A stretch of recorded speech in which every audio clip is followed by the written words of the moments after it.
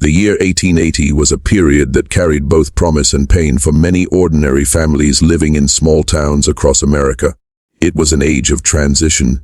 New industries were rising, railroads were spreading across the nation, and cities were beginning to grow rapidly.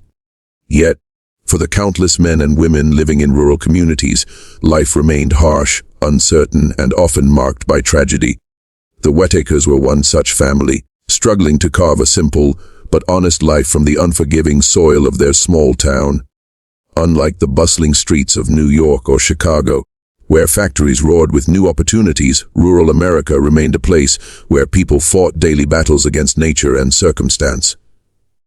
Farming was backbreaking labor, and families depended on the weather for survival. A season of drought could leave them with empty barns and hungry mouths to feed. Winter storms often arrived with cruelty, freezing rivers, isolating towns, and leaving families without enough food or warmth. Disease was a constant shadow: measles, scarlet fever, and influenza struck without warning, and without the medicines we have today, a simple infection could take a life within days. The Whitakers lived in a modest wooden house on the outskirts of their town. Their lives, like those of their neighbors, were dictated by the rising and setting of the sun. Each morning began before dawn with the father, Thomas Whitaker, tending to the livestock while his wife, Mary, prepared food for their 5 children. Their eldest daughter, Emily, had become her mother's right hand, helping with sewing, cooking, and the younger siblings. In those days, children were not only companions but also workers within the home. By the age of 12, most were already carrying the burdens of adulthood. Emily, though only 17, carried herself with a quiet maturity that made her parents proud. But despite their sense of family unity, the Whitakers, like all their neighbors, could never escape the looming reality of danger. Fires from oil lamps or wooden stoves could consume homes in minutes. Carriage accidents on rough dirt roads were common, especially at night when visibility was low, and death, whether by accident, disease, or misfortune, was not treated with the shock it is today. It was a familiar visitor, one every family expected at some point, though no less painful when it arrived. Social life in 1880 revolved around the church, the marketplace, and seasonal gatherings. People found comfort in each other's company, but beneath the surface, everyone knew how fragile their existence was. The mortality rate was high, especially for children and young women during childbirth. Each birth was a gamble, each journey by carriage a risk, and each passing winter a test of endurance. The town itself was quiet, marked by dirt streets, wooden storefronts, and the steady rhythm of horse hooves. Yet it was not without progress. News from larger cities brought whispers of inventions like the telephone and electric light, though such wonders seemed far removed from the Whitakers' humble existence. For them, life was measured not by inventions but by survival. Did the crops grow this year? Did the livestock survive the winter? Did the children remain healthy? It was within this backdrop of fragile stability and ever-present hardship that the Whitaker family lived, loved, and worked. They were not wealthy, nor powerful, nor even particularly remarkable by the standards of history. But like so many ordinary families of their time, their story would become extraordinary through the weight of tragedy. The world of 1880 was one where death could arrive on any ordinary day, in the middle of routine, without warning, and it was in this atmosphere, where life and death walked side by side, that the Whitaker tragedy unfolded, forever remembered as a haunting tale of grief and resilience. It was a cold autumn evening in 1880 when the Whitakers' life took a turn so sudden and cruel that the entire town would speak of it for years to come. The day had begun as any other. Thomas Whitaker had worked in the fields. Mary had been busy with sewing, and young Emily had taken the carriage into town to deliver a basket of fresh produce and bread to a neighboring family. She was reliable, careful, and always eager to help. No one could have guessed that within a few short hours, her life would be taken in a way so horrifying that even the most hardened men of the town struggled to speak of it. The road leading out of town was uneven, made of packed dirt with loose stones scattered across its surface. Wagons and carriages used it daily, and while accidents were not unheard of, few were ever fatal. That evening, as Emily guided the family's horse-drawn carriage home, Something startled the horse, a loud crack of gunfire in the distance, or perhaps the sudden cry of a wild animal. Witnesses would later disagree on the exact cause, but what was certain was that the horse panicked.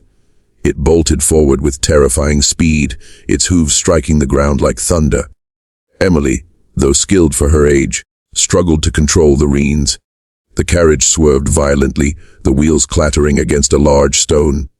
For a brief moment, it seemed as though she might regain control, but fate is rarely merciful. The wheel caught in a rut, the carriage tipped, and Emily was thrown forward. In the chaos, the wheel struck her with brutal force, and the unthinkable happened. Her body was crushed, and her head severed in the violent accident. The first to arrive at the scene was a farmer returning from town. His lantern illuminated a sight so shocking that he could scarcely breathe. The horse, wild-eyed and trembling, was tangled in the broken reins. The carriage lay half in the ditch, one wheel splintered. And there, on the ground, was Emily, her lifeless body still in the dust, her head lying only a short distance away. The man dropped to his knees, whispering prayers, unable to comprehend the cruelty before him. Word spread quickly. By the time Thomas and Mary Whitaker arrived, guided by frantic neighbors, a small crowd had already gathered. Mothers covered their children's eyes, men removed their hats in silence, and the air was thick with the sound of muffled sobs. No one could speak. What words could possibly soften the blow of such a sight? When Thomas reached his daughter, he did not scream or collapse as many expected. Instead, he knelt beside her, his trembling hands hovering in the air, as though afraid to touch what no father should ever have to see. He placed one hand gently on her shoulder, the other near where her head lay, and remained there in silence. The stillness of that moment was heavier than any words could be. Neighbors later recalled that the image of Thomas beside his daughter's body was burned into their memory. A picture of grief so raw, it shook even the strongest hearts. For days after the tragedy, the town carried an air of mourning. Shops closed early, church bells tolled, and families spoke in hushed tones. It wasn't simply that a young girl had died. It was the brutality of the accident, the senselessness of it, and the unbearable sorrow etched on her father's face that haunted them. The Whitakers buried Emily on a hill overlooking their farm, the place she had loved to walk during the summers. Yet the memory of that evening remained, not only with her family, but with the entire town. People who had never even spoken to Emily found themselves grieving, for in her death they were reminded of life's fragility, that fate could snatch away even the brightest among them in an instant. The tragedy of Emily Whitaker was more than a family's loss. It was a wound in the heart of the community. And though the years would pass, the horror of that night would never fade from memory. Grief has many faces. Some scream and wail, some collapse in despair, and some turn to anger. But for Thomas Whitaker, the grief that followed his daughter's death was something deeper, quieter, and far heavier than most could imagine. On the night of the accident, while neighbors urged him to step back, to let others tend to Emily's broken body, Thomas refused to leave her side. He knelt in the dirt long after the lanterns of others had gone dim, his large, calloused hands trembling as he held her shoulder and rested his other hand near where her head lay. Witnesses described the scene as unbearable to watch. A father so consumed by sorrow that he seemed frozen in time, unwilling to move, as though leaving her would mean admitting that she was truly gone. Those who stood at a distance whispered in awe that he never once shed a loud tear. There was no dramatic outburst, no cursing of God or fate. Instead, Thomas's grief settled into a silence that cut deeper than any cry. His lips moved faintly, as though he were speaking to Emily, offering words of comfort, perhaps, or recalling memories only she could understand. Some claimed they heard him whisper her name again and again, each time softer, as though he was trying to call her back from beyond. When the townsfolk finally urged him to let them take Emily's body home, Thomas resisted. His arms trembled as he lifted her head himself, wrapping it carefully in his coat before setting it gently beside her body on the wagon. The entire way back, he walked beside the cart, refusing to ride, refusing to let his daughter travel alone in silence. His grief was not the chaos of despair. It was the steady weight of a love too strong to let go. At home, when Mary collapsed into sobs at the sight of their daughter, Thomas held her but said little. His silence was both strength and torment. He carried himself with the dignity of a man who bore the weight of his family's sorrow, but in his eyes neighbors saw the depth of a wound that words could not reach. For days Thomas refused to sleep in his bed. Instead, he sat in the wooden chair beside the small coffin in which Emily rested. Night after night, he kept vigil, his lantern burning low, his Bible open but unread. Sometimes he would stroke the wood of the coffin as though it were her hair. Sometimes he would sit perfectly still, his eyes unfocused, lost in memories of her laughter, her voice, the way she sang while helping her mother. Those who visited the Whitaker home in those days left shaken. One neighbor later wrote in his journal that Thomas's silence felt heavier than thunder. It was not only the sight of a grieving father, but the sheer weight of his devotion, that even in death, he refused to let his daughter be alone. When the day of the burial came, the town gathered in mourning. As the coffin was lowered into the ground, Mary wept openly, her cries echoing through the hill. But Thomas stood with his hands clasped in front of him, his face pale, his lips pressed into a thin line. Only when the final shovel of earth was laid did he fall to his knees, pressing his palm against the fresh soil. He whispered words no one could hear, then bowed his head in silence. It was said afterward that Thomas never truly recovered from that night. He continued to work the farm, to care for his family, but a part of him remained frozen on that dirt road beside his daughter's severed head. His grief was not a storm that raged and passed. It was an endless winter, a stillness that followed him until his own final days. Yet within his unimaginable sorrow lay a lesson the town never forgot. Grief is not always loud, but its silence can shake the soul. Thomas's love for his daughter was so deep that even death could not sever it. And though his pain was unbearable, his quiet strength became a symbol of what it meant to endure the unendurable. With dignity, with love, and with a devotion that transcended the grave. In the weeks following Emily Whitaker's burial, the town remained unsettled. The accident itself had been horrifying, but what lingered most vividly in the minds of those who witnessed it was not the gruesome sight of the crash. It was the image of Thomas Whitaker, silent and unmoving beside his daughter's severed head. That picture, etched into memory, became the beginning of what people would later call the Whitaker illusion. It began with whispers. Some neighbors claimed they had seen Thomas speaking softly to the empty air in his fields, his lips moving as though in conversation. Others swore that on late evenings, when the lantern in his home burned low, the shadow on the wall appeared not to be of a man alone, but of a man sitting across from someone else. A few even said that when they passed the Whitaker house at night, they heard two voices, one deep and sorrowful, the other faint, like a girl's laughter carried on the wind. These accounts spread quickly, as stories often did in small towns where life was slow and mysteries clung to people's imaginations. Soon, what Thomas considered an act of love was seen by others as something supernatural. They began to believe that Emily's spirit had not left, that she remained close to her father, her presence so strong it blurred the line between life and death. But what was truly remarkable was not whether the townsfolk believed in ghosts. It was the way they spoke of Thomas's grief as if it had power. To them, the sight of him sitting for hours in silence beside his daughter's coffin, or walking to her grave at dawn and dusk, created an illusion of life where death had reigned. It was as though his devotion itself breathed energy into the memory of Emily, keeping her alive not in body, but in spirit. Children whispered stories about the Whitaker farm, saying that if you passed by at night, you might see Emily's figure in the window, seated beside her father. Women, overcome by the harshness of their own lives, found strange comfort in the tale. That love so strong could tether a soul even after death. And men, hardened by labor and loss, spoke in hushed tones of Thomas's stillness, saying it was more haunting than any scream of grief. Thomas himself never claimed visions, never spoke of ghosts, never encouraged the stories. To him, sitting by the grave, whispering her name, or keeping her memory alive was not an attempt to conjure the dead. It was a father's refusal to let his daughter be forgotten. He did not care what others thought. His silence, his vigil, and his quiet conversations with the unseen were his way of surviving unbearable pain. And yet, in their hearts, the townsfolk began to see his actions as something more. They called it the Whitaker illusion, the idea that love can be so strong it creates the illusion of life where there is only death.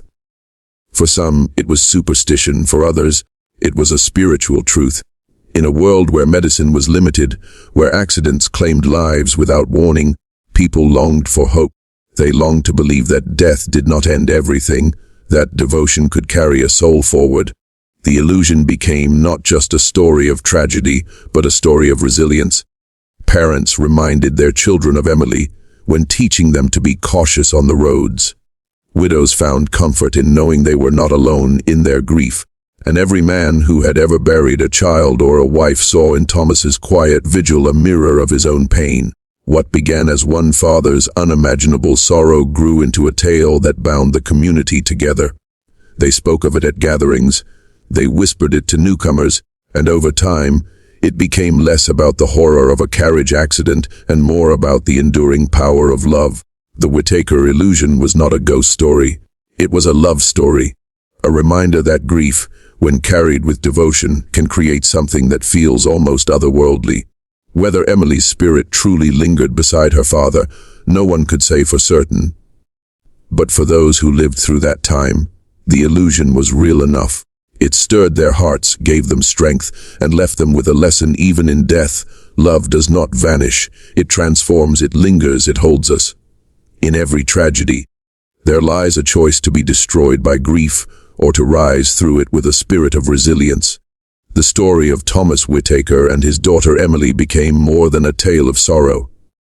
It became a mirror for the people of the town, showing them the strength of a father's love and the power of faith in the darkest of times. Thomas had every reason to collapse. His eldest daughter, the pride of his family, had been taken in a moment of senseless cruelty. His home was filled with the sound of mourning, his wife broken by loss, his younger children frightened by the weight of death. Many men in his position might have drowned in despair, turned to drink, abandoned their responsibilities, or cursed God for what had happened. Yet Thomas chose a different path. He carried his grief with quiet dignity. Though he sat by Emily's coffin night after night, though he walked to her grave each morning and evening, he still rose each day to work the fields. He still split wood for the fire, still mended fences, still made sure his family had food on the table. His silence was not weakness. It was a discipline, a way of balancing unbearable pain with the duties of life. By refusing to let grief rob him of responsibility, Thomas showed that strength is not always loud or visible. Sometimes it is simply the act of enduring one more day. For the people of the town, this was a lesson they could not ignore. Everyone in 1880 lived with the constant shadow of death. Illness, accidents, childbirth, and hunger could strike without warning. Most families had already buried children, siblings, or parents before their time. Yet many had never seen grief carried with such steady grace. Thomas's vigil became a symbol of faith, not the kind shouted from pulpits, but the quiet faith that love does not end when life does. Neighbors who visited often left inspired. One widow, who had lost her husband to pneumonia, confessed that seeing Thomas's devotion gave her the strength to rise from bed each morning. A farmer who had buried 2 children said that the Whitaker tragedy reminded him not to let his sorrow make him bitter. Even children, who overheard their parents speaking of the accident, came to understand that love was something that outlived death, that family bonds were not broken by the grave. The church, too, found meaning in the Whitaker story. The pastor spoke of Thomas's vigil as a form of prayer, a wordless cry to God that carried more weight than any sermon. He reminded the congregation that true faith is not tested in moments of joy, but in the fire of suffering. And in that fire, Thomas did not abandon hope. He embodied it. What made the lesson so powerful was its simplicity. Thomas did not perform miracles, did not speak of visions, did not pretend that his daughter had not died. He accepted reality, but he refused to let love die with her. His faith was not in the avoidance of pain, but in the endurance of it. He believed, as many in his time did, that Emily's soul lived on, and that his devotion on earth was a bridge to meet her again one day. This balance of grief, resilience, and faith became the heart of what people remembered. They no longer told the story only as the tragedy of a carriage accident, but as a lesson that when faced with unimaginable loss, one can still choose love over despair, faith over bitterness, endurance over collapse. For the generations that followed, the Whitaker illusion was retold not to frighten, but to inspire. Parents taught their children that life is fragile, but love is unbreakable. And neighbors who had once pitied Thomas came to honor him as a man who showed them that true strength is not found in the absence of pain, but in the courage to carry it with faith. As the years passed, the Whitaker tragedy did not fade into obscurity as so many small-town stories do. Instead, it deepened into legend. What began as a father's private grief became a tale retold around hearths, in church gatherings, and at family tables. The Whitaker illusion, as it came to be known, was not remembered for the horror of Emily's death, but for the extraordinary love and strength it revealed. It became part of the town's identity, a living parable of grief, resilience, and devotion. Children who had been too young to understand the accident grew up hearing their parents describe that haunting evening. They learned how Thomas sat in silence beside his daughter's severed head, how he carried himself not with rage but with dignity, and how his vigil turned sorrow into something that resembled faith. For them, the story was not meant to frighten, but to teach that love was powerful enough to survive even the grave. By the late 1880s, the story had traveled beyond the town. Travelers who passed through carried fragments of it to nearby communities, sometimes exaggerating details, sometimes softening them. In some versions, people said Emily's ghost was seen walking beside her father in the fields. In others, they said Thomas spoke with her spirit at night. But always, the heart of the tale remained the same. A father's love created an illusion so strong, it blurred the line between life and death. This was the true legacy of the Whitaker illusion. It was not about superstition or fear, but about memory, how the strength of one man's devotion gave comfort to others. Farmers who faced their own tragedies found courage in Thomas's example. Mothers who lost children to illness recalled his vigil and felt less alone in their grief. The illusion, in truth, was not that Emily's ghost lingered. It was that love itself had the power to make her presence felt, even when her body was gone. In time, Emily's grave became a quiet place of reflection. Neighbors would stop there during walks, leaving flowers or simple tokens. For many, it was not about Emily alone. It was about what she represented, the fragility of life and the endurance of love. On Sundays, when the congregation walked past the Whitaker plot in the churchyard, parents would pause with their children, pointing to the simple headstone and whispering the story once more. Thomas himself lived many years after the accident. Though marked by sorrow, he remained steady in his duties. People came to see him not just as a grieving father, but as a symbol of resilience. When he finally passed away old and weary, the town buried him beside Emily. At his funeral, the pastor said that a man's life is measured not by what he loses, but by what he teaches others through his loss. In that sense, Thomas's life had been immeasurable. Decades later, when the town had changed, when dirt roads were replaced with paved ones, when trains replaced carriages, and electricity lit the streets, the Whitaker story still endured. It became a legend parents told to remind their children of the fragility of existence and the strength of family bonds. Even newcomers to the town were introduced to it, for the Whitaker illusion had become part of its collective soul. The legacy was simple, yet profound. Grief is universal, but how one carries it can inspire generations. Thomas Whitaker's quiet strength showed that love does not die with the body, that faith is not about avoiding sorrow but enduring it, and that even the darkest tragedies can leave behind a light for others to follow. To this day, the Whitaker illusion is not remembered as a ghost story. It is remembered as a love story, a reminder that while death may silence a voice, it cannot silence devotion. That was the gift Thomas left his town, his family, and anyone who would hear his story in the years to come. The Whitaker illusion is not just a story of 1880.